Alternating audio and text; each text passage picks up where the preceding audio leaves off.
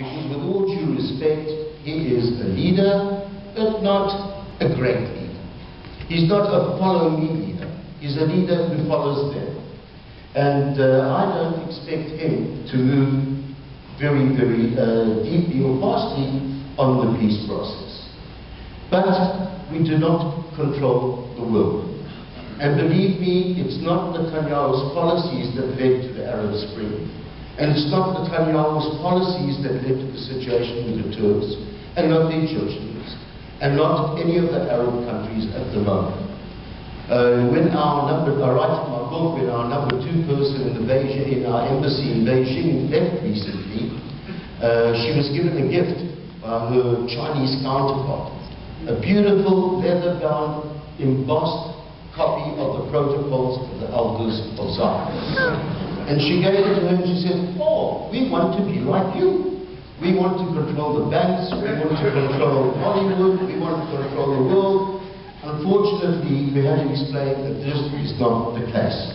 And what started in Tunis, and when a merchant decided to emulate himself in the middle of the city, burn himself, that is what started the Arab Spring. And I don't think he'd been in telephone contact with Netanyahu before he decided to do it. What's happening in the Arab world is absolutely a result of the fact that the mean age, the average age in the Arab world is very, very young. And these people have got something that no Arab generation ever had before them. The internet, Facebook, contact with the outside world, the ability to circumvent the restrictions that the dictatorships in the Arab world have imposed on them. We have no control over what happens in the Arab world. We do have control what happens with the Palestinians. But let me first explain how I see what's happening. With regard to Turkey, obviously we'd like a strong relationship with Turkey. This is the 4th time that they've kicked out our ambassador, it's not the first.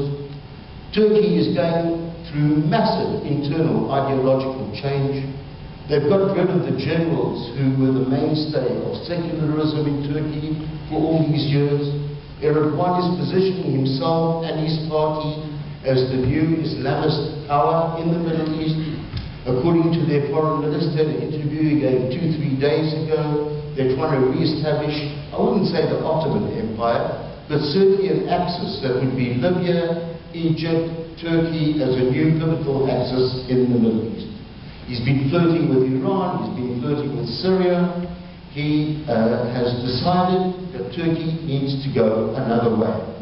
I think we may, I don't think we should have apologized for what happened with the Marmara. It was absolutely disgusting in a country that we send 400,000 tourists to every year, that we have trade with, that we have military ties with. We haven't had military ties in the last few years. That should send a flotilla to try and impinge on Israeli sovereignty, and to do so with hooligans on board and to get to Gaza. I don't think we should have apologized. But for diplomatic reasons, maybe we should have apologized. But the truth of the matter is that I feel, even if we got down on our bellies, even if we got down on our knees, that no apology would have satisfied him, because it's contrary to what he's trying to achieve for his new role. And being friendly with Israel and having a strong relationship with Israel does not go hand in hand with the axis he's trying to create in the Middle East and in the Arab world. And therefore, we are the easy kicking boy with the Turks. It is easy to knock us around. There's a lot of lies being spread about us. Like we cut all military contracts. I can tell you responsibly, we've had no military contracts with Turkey for over 2 years. And the truth of the matter is that I feel no matter what we've done, everyone would be going along his way.